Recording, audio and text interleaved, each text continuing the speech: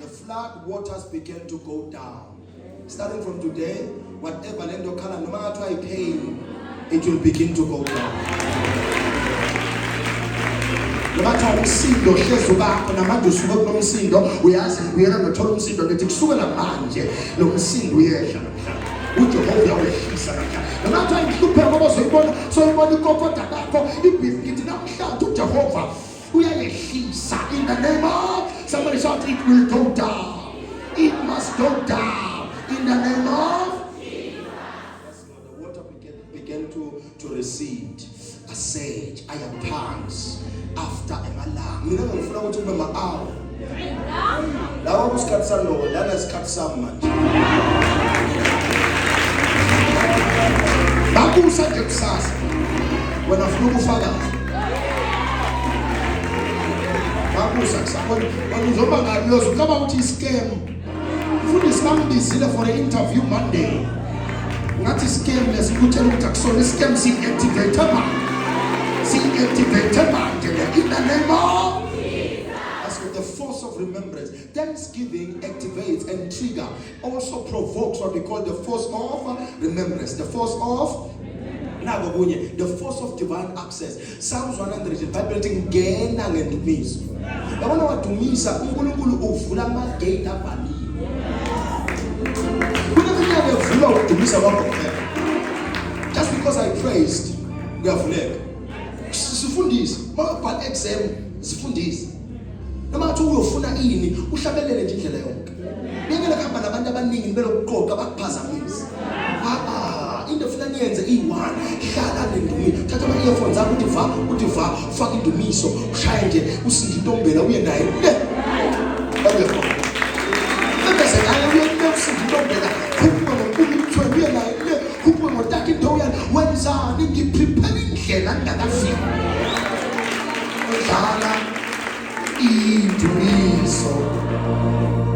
Athi Yesu walameva. Jesu se akose.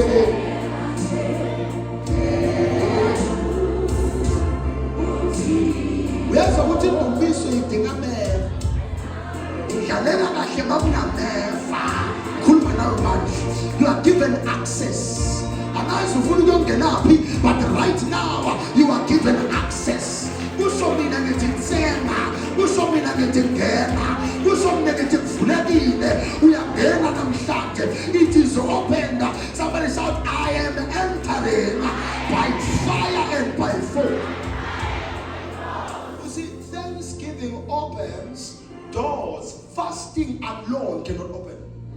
Thanksgiving opens doors fasting alone cannot open. Kabanga letwa kuna minyango efuna fasting bese bane minyango efuna thanksgiving yodwa. Kabanga masuhlanganisa lebhomo ye fasting nendumiso ukuthi kuyovuleka neminyango obosaqabanga ngayo.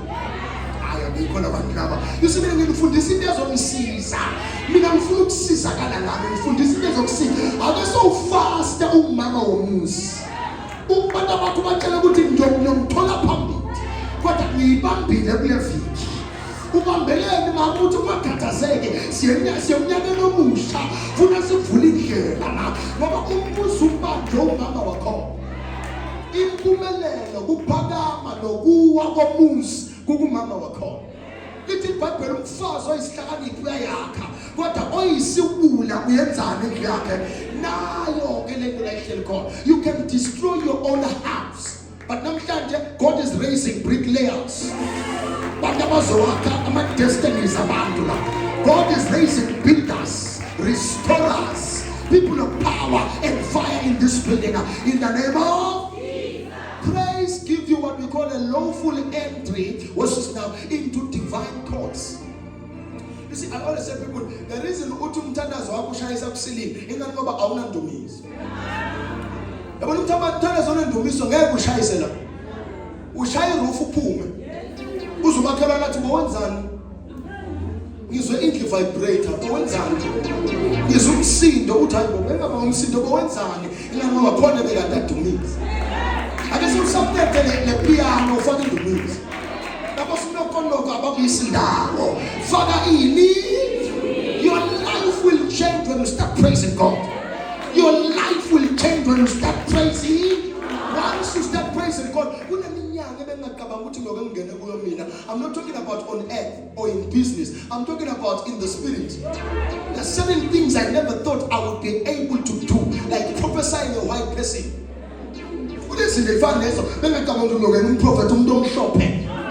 No.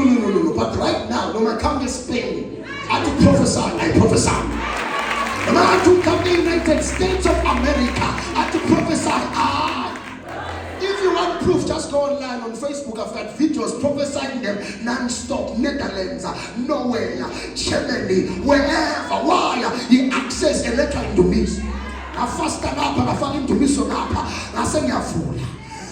Jehovah will and what in your intensity, draw nearer to me, I will draw nearer to you. Who son the lela bam son the lela you Jehovah. When I do Lindele, has Lindela when a baba says on Linda when that's Sunday up Jehovah. That's Sunday. Never wait under whatever letting is Sunday la way. Is Sunday la way. Is Sunday la way. But says he comes the sky. He saw the way.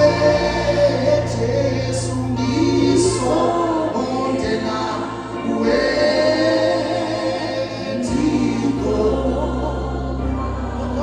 See that generation and a master. Number two, see that generation and a was Sunday la Jehovah. See that generation in that was for the meeting, not Jehovah. But what I thank God for in this citadel, we've got people who understand what I'm talking about. From today going forward, as you draw nearer to God, He will nullify your enemies. In the name of. Last but not least, John 6 verse number 11. John 6 verse number. Somebody read for us, please. The force of multiplication. John 6 verse number 11. Forward. Okuka Johannes 6. Isihloko uJesu osuthisa amadoda ayizinkulungwane ezisihlanu. Verse number 11. uJesu wazithabatha izinkwa. Wabonga. Wayesezabela abahlezi phansi. Kanjalo futhi lezinhlanzana njengokuthanda kwawo. Thanksgiving activates increase before addition is visible. Increase before addition is. The Bible says the more babanikeza labantu sasingaphelele simo. The increase ayifakwanga esandleni sabaprofeti. The increase yafakwa kulesinto.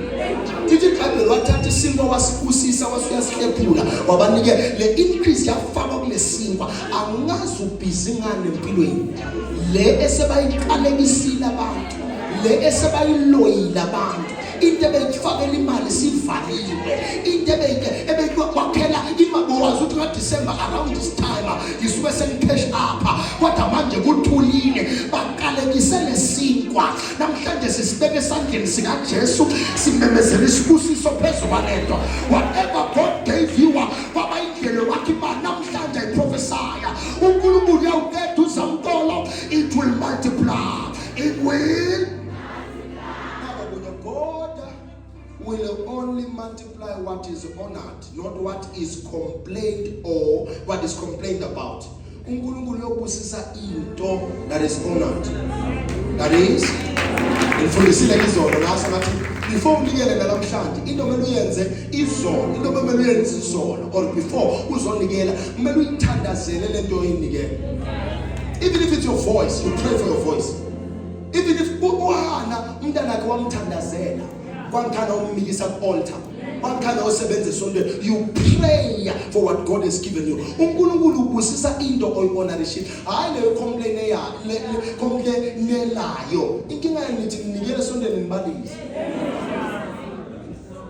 nithi ninikela nibe mbala uthi unikele labantu abampofu ukubala ukuthi ukhipha uku-complain ayakusisekele lithi God blesses, watch this now, a cheerful giver. A cheerful, inkinga niyabalisa, inkinga abantu bayabalabala, ungabalabala unikele, ungabalisi, ithathe njengenhlanyelo yonke into oyifakayo. Simile nje sikhona ukwenza izinto namhlanje, ingangoba noma senzela abantu asinandaba ukuthi kusasa bawusijikela.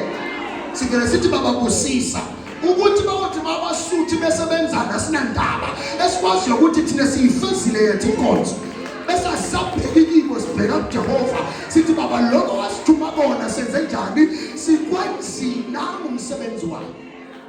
Umsebenzi wakho ukuhlanyela, umsebenzi wakho ukuthumela lokho uNkulunkulu akunikeze kona, umsebenzi wakho ukusebenza lokho uNkulunkulu athi kusebenze, yenza lokho athi kwenze.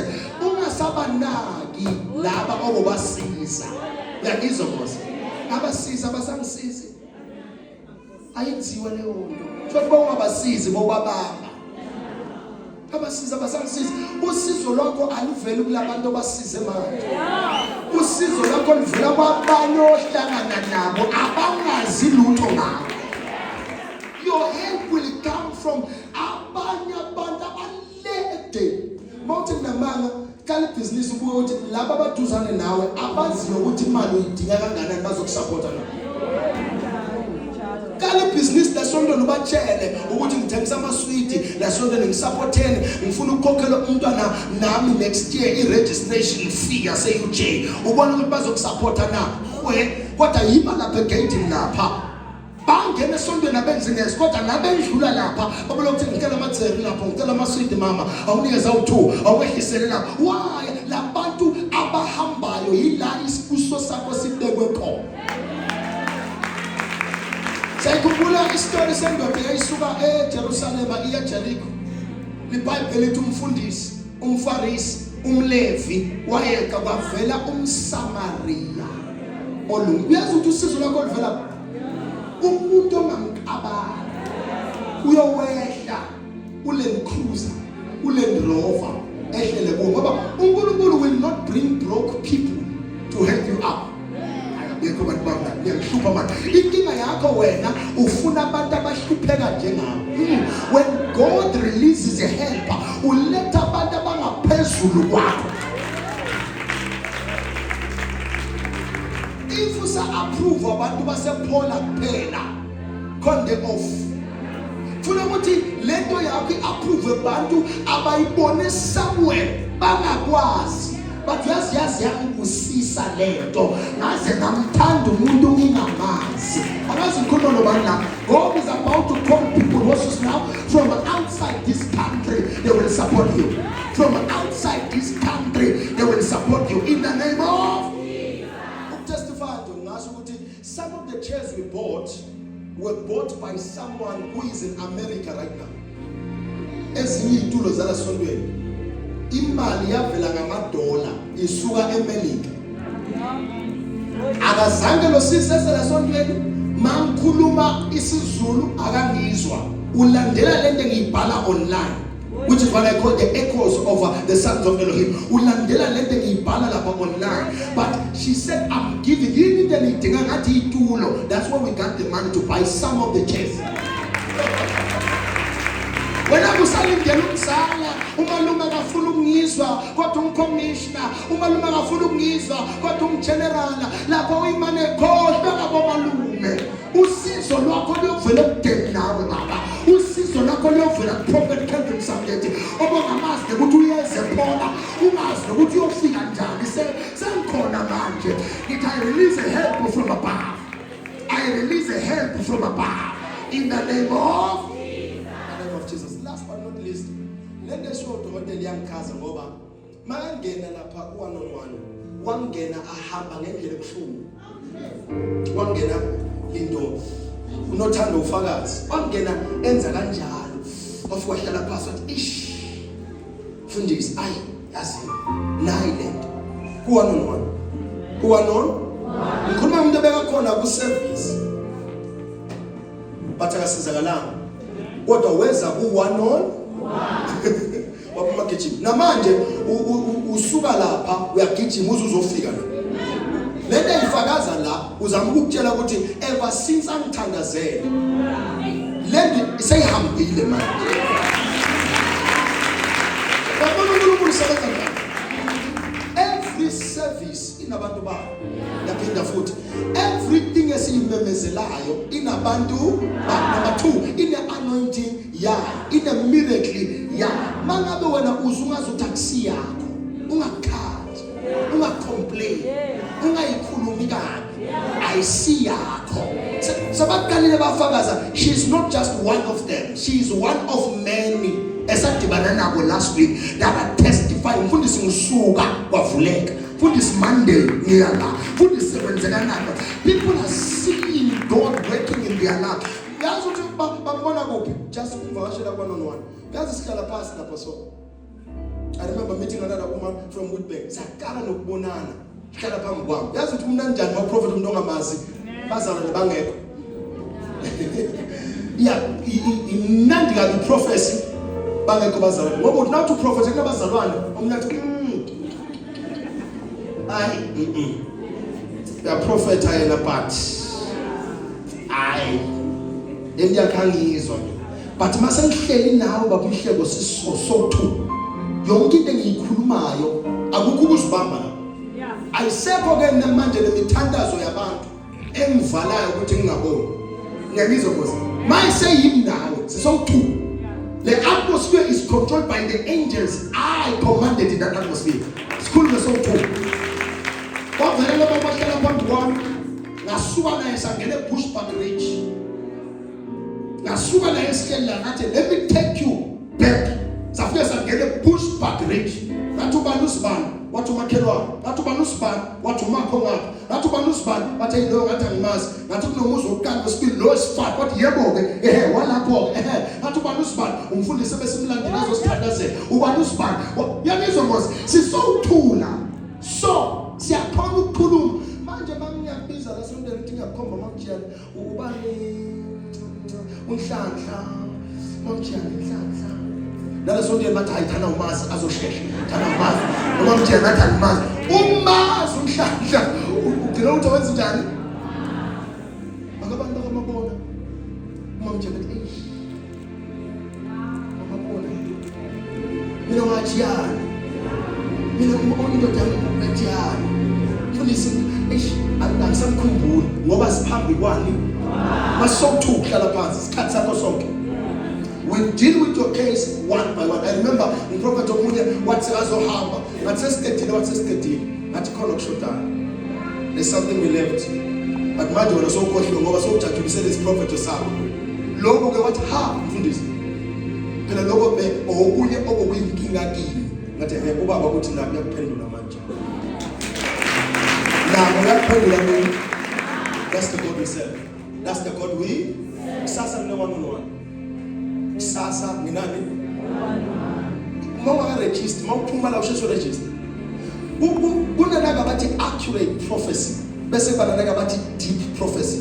Ngiyangizwa manje kunanaka bathi accurate bese kuba nani ne deep prophecy.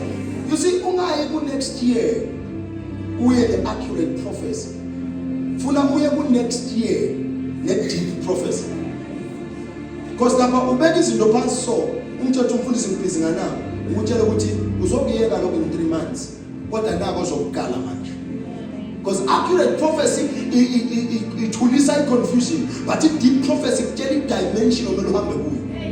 There are things you never think or you have never even prayed about but they belong to you. But because you have not sat down with the prophet nangena deep into your life, I'm telling you udibene na isonto lazo uyabona lo muntu accurate but mase kuthiwa sideep sihleli nawo phansi sesiyagoqa manje angiyenze into eyinyanga ke mina ukuthi uyambona uyapretendela angiyisebenzi le nonsense leyo ngabona ngathi uyapretendela asebenzi ngabo uyapretendela lapha mase sithi uyakuloya uyangizwa anti lapho so2 ngapha it's your word against my word bawuphuma la wena uyoshaya umuntu akunendaba ngoba nami ngizothi ngimtshelanga lokho mina uyazakhela. Ngiyangizwa kodwa kanza wethu lapho uthi ukhala sibesibeke tissue tuzane nawe sithi thatha la ukade ukhala siqhubeke phinde ukhalele phansi ukede bawuphuma kodwa uphuma uhleka uthi ya mfundisi ngizizwa light ngizizwa njani one-on-one session uthi but you must understand the power one-on-one lithi iBhayibheli wathi noma azazi ukuthi umkhulu uyazi ukuthi wenzani lithi one-on-one wayofuna uJesu i-one-on-one inamandla ngoba akufuna utshela abantu abaningi ngoba kungenzeka labo ozobatshela yibo laba abakufuna ukuthi kuye yibo abakuvalile one-on-one uyinyonyobela ngoba lapho seyimpilo yakho asiyabazalwane ke seyimpilo yakho ngoba that's what we seem to forget in this church ukuthi you have a prophet in your midst bese kuthi nje liba ngasontweni la kuthi nje liba umuntu azaqaba kuyenyangeni prophet phela iBhayibheli lithi nginikeza abaprofeti so that ningazoya ezinyangeni lithi ngiyofaka izwi lami emlonyeni wabo wakunikeza umprofeti ukuze ungayi kuyobhula ungayi kwenza njani and asiyifuni njalo phela why singayifuni njalo one-on-one it's because of one thing asifuni ukuze ungazi ukuthi ufunani uyinkinga umuntu oza angazi ukuthi uzofunani one-on-one funa umuntu owazi ukuthi ngifuna nani siyisebenza indaba iphele siyisebenze njani phela ngifuna nabanye emfundisi lento wayiprofeta seyiqalile yenzeka manje sasenze kanjani washona ngombona nomntwana wathi on this particular day which is today singabi namhlanje ngizathu umprofeta kanjani ngamtshela lo mntwana ngathi mhla ka-12 December njengoba sekuDisemba uzogula wena ugulela ukufa ngasho njalo ukuthi uzogula futhi ugulela ukufa but manje ngineziphayo ukuthi ungafuna lelanga abantu ufe ngayo ilanga lakho selimakhiwe u-12 December bangifuna namhlanje mfundisi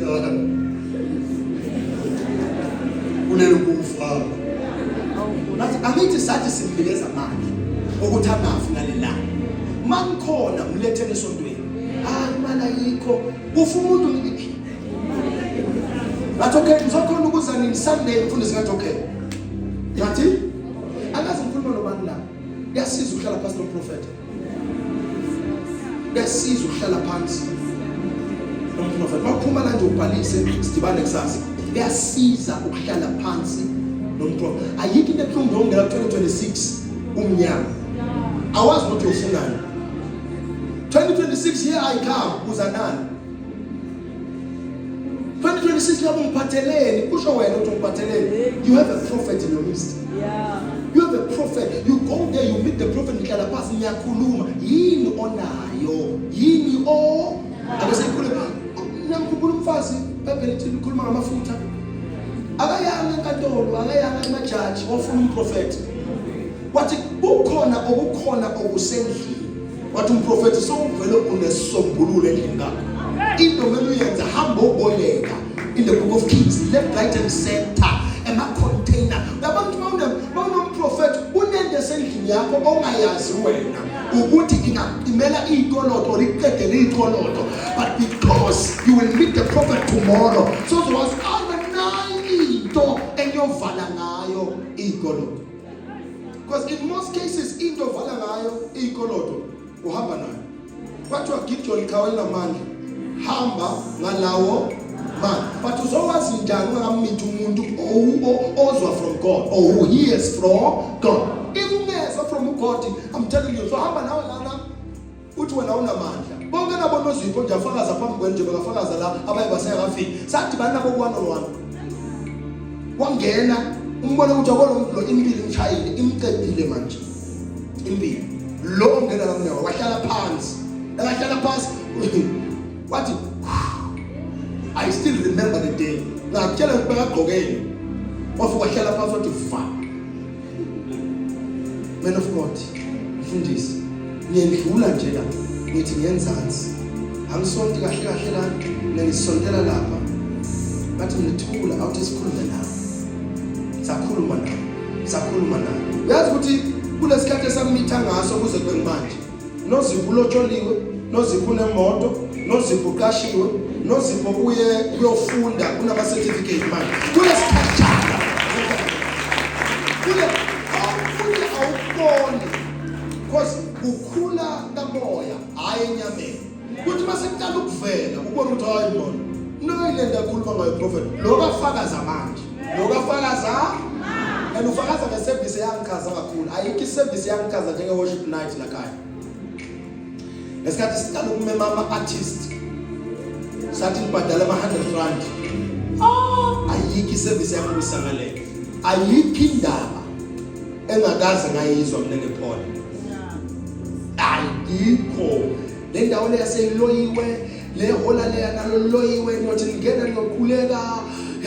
Ayikho into engayizwanga. Basibusele le worship night there. Bafuna ukungidubulela phakathi, nothi ngena bafuna ukungishisela phakathi niyosha nina.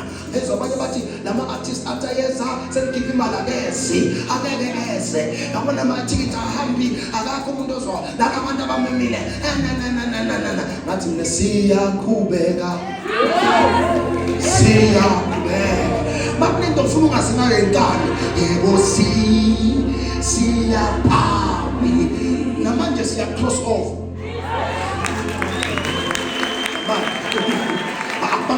Nithi namanje siyakuphi? Siyakross siyamakawosi siyobe singekho la. Siyakross over siyamakawosi futhi siyogwala njengoba sihlezi sigwala.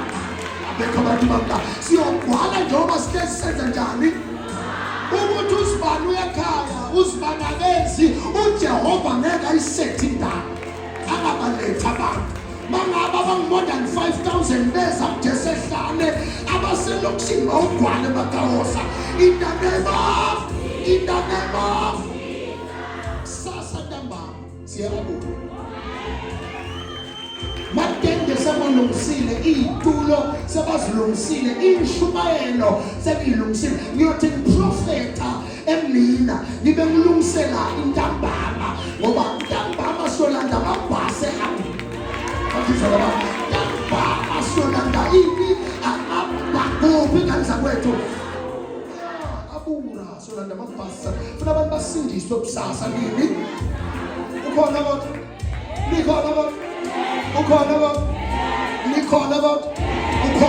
wena siyabura kusasa awumazi umprofethi wakho until uzuphume naye.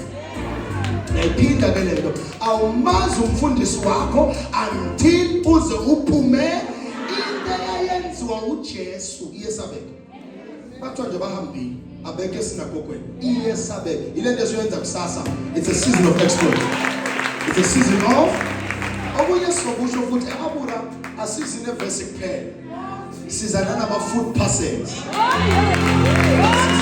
Asizina noJesu kuphela, siza nama-food enyameni nakamoya masihamba bayobe ba-right. In the name of nangoku uJesu simshumayela. Asifuni indlala lapha nangapha. Sifuna kuvaleka ngathi umuntu ngiyofuna nesontweni ngoba kulambile sithi awakhathazeki ukudla kukhona. Ayabethu abantu bamla. Ukudla. So may God bless you and bless your families. Okunye singafuna ukubonga ukuthi thank you for trusting us. Thank you for praying for us. Thank you for standing with us. Thank you for submitting in this church. Thank you for believing in the vision. Uma ukubelieve in the vision la kunomfana oyi-1 khona kuphela. Akekho noma umfundisi. Kunzima, I'm telling you.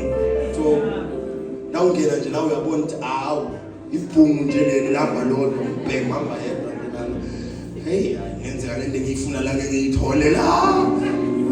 But thank you for submitting and thank you for giving. Hallelujah. Thank you for. And we would like to appreciate abantu Nkosi yami who noma kunzima 2025 ngifakazi. Abona financial. Kodwa ngiyana. 2026 ngayenzeke le date.